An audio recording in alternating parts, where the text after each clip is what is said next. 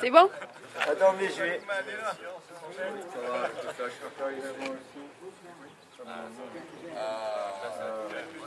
Avec l'iPhone, c'est encore mieux. Ouais. Ouais, alors, si quelqu'un a un câble USB pour récupérer la photo, ça nous permettra de faire une bloc de meilleure qualité. On va se rapprocher de Thierry tout à l'heure, mais il y en a pour assurer, c'est quand même... Mais Thierry n'a pas assuré. Ouais, Thierry n'a pas assuré. C'est quoi comme USB? C'est un USB en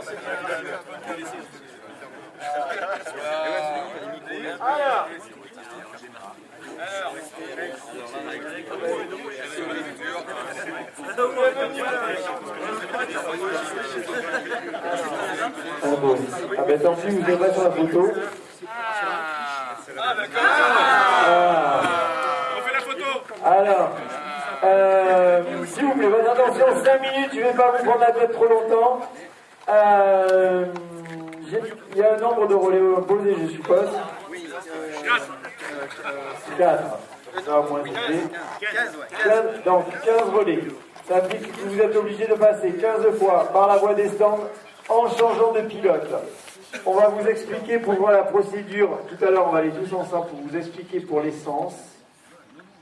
Alors, important, on pourra changer de pilote dans le même arrêt où on a fait l'essence, mais on ne changera pas de pilote à la station d'essence.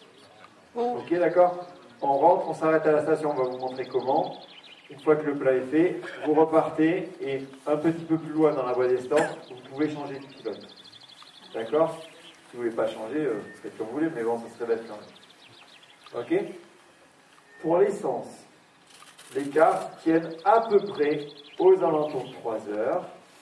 On n'a pas de recul parce que les cartes sont tous montées avec. Alors, votre attention s'il vous plaît. On est dans les stands et comme vous êtes à peu près capable, sans être médusant, mais de perdre souvent 1 ou 2 dixièmes à chaque virage, ça ne sert à rien d'essayer de gagner 10 secondes au changement. Ok? Vous avez ici une chicane qui est au terme d'une voie de décélération qui, comme son nom l'indique, est fait pour décélérer. Un petit coucou. Vous avez les cônes et une chicane. Celui qui couchera un cône ou qui déplacera un cône Je vais voir si on met une mouche dedans. fera appliquer à son équipe 1 minute de pénalité. Ok? Si jamais vous arrivez à vous mettre dans la jardinière, et c'est assez facile, hein, parce qu'on arrive trop vite, on freine trop fort, on se trouve dans la jardinière, sachez qu'on ne vous aidera pas. Et que ça vaudra 5 minutes supplémentaires de pénalité. Donc, si vous avez bien compris le message, vous arrivez tranquillement et ensuite vous roulez ou pas dans la voie des stands. Toute vitesse excessive dans la voie des stands, ça sera 1 minute de pénalité et 1 minute de pénalité sans compter l'arrêt. Hein. C'est-à-dire qu'on vous laissera partir, on vous fera rentrer au milieu d'un arrêt, d'un relais sans changement pour une pénalité d'1 minute. Ok? Alors, je vais vous demander de vous pousser là, de ce côté-là pour laisser la voie pour l'essence. S'il vous plaît, poussez-vous. Pour l'essence, quand vous avez un relais d'essence, vous rentrez, vous arrivez jusqu'ici, jusqu'au cône, vous vous arrêtez avant le cône, vous descendez du kart. Une fois que vous avez descendu du kart, on prendra le kart en charge, on va le pousser, on va l'amener pour faire le plat. Une fois que le plat sera fait, vous pourrez monter dedans. Non, j'ai dit tout à l'heure, si vous avez écouté, que le relais ne se fera pas ici. Voilà. Donc, le pilote qui a amené le kart jusqu'ici va remonter, va reprendre la voie d'essence et fera son relais dans la zone de relais. Ok. On va demander à ce que sur la voie d'essence, il n'y ait que les pilotes au départ. Et que les pilotes au départ qui attendent leur équipier se placent entre les blocs bleus et pro sur la ligne bleue. Comme ça, au moins, vous n'êtes pas surpris si la voie elle est bloquée à droite, alors que vous n'avez plus partir à droite, hop, votre collègue, vous faites tout par à gauche. Donc là, si vous êtes au milieu, il n'y aura pas de problème. Hop, quel que soit le côté où votre collègue se présente, vous montez dedans et vous repartez. Bien évidemment, on va vous interdire, et ça aussi, ça sera pénalisé d'1 minute de pénalité, toute personne qui poussera le kart à la main pour repartir. Vous n'avez rien à gagner qu'un bagot et éventuellement vous casser les capots arrière. Ça ne sert à rien de pousser le kart à la main pendant que l'autre il accélère. Si vous gagnez un dixième sur un tour, c'est vraiment le maximum. Non, il n'y en a qu'une pompe et si vous arrivez à la queue, vous ferez la queue. À vous d'être organisé, de gérer. Ça fait partie de la course. Il n'y a qu'une course, donc voilà, si vous faites la queue, vous faites la queue. Et pour éviter qu'il y ait le moindre souci, à 55 minutes, au terme de 55 minutes d'essai, on fermera l'entrée des stands, comme ça, il n'y aura plus de problème. S'il y en a qui veulent pendant l'essai, vous pouvez faire l'essence, sauf qu'à 55, on fermera la voie des stands. Donc il n'y aura pas de changement qui pourront effectuer dans les 5 derniers tours de la séance d'essai. On vous dira où ça va être comme ça, et pour la queue, la pompe, et est-ce qu'il y a des questions? Une.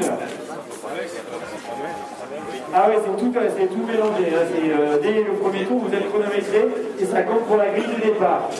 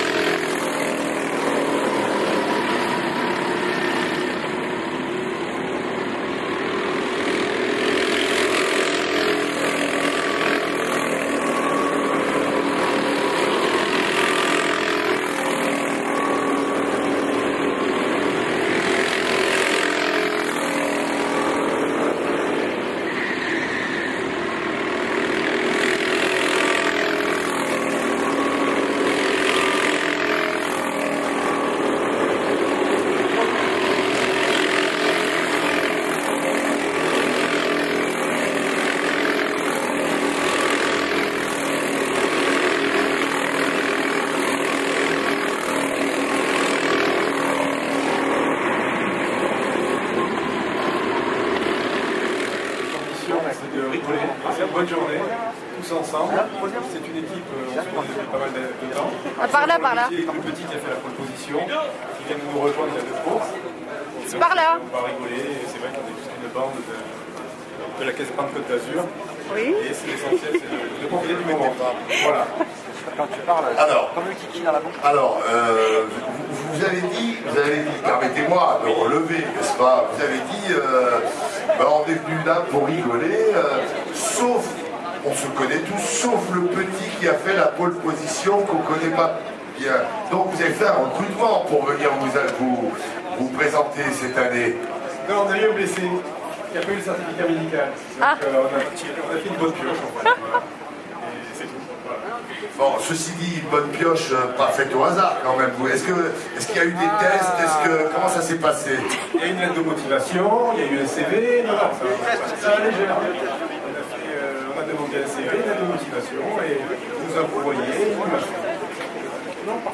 Bon, et son salaire, on peut en parler ou pas pour être le pilote le plus rapide? Non, bon, écoutez, ça reste confidentiel. Ça reste confidentiel. Il est là.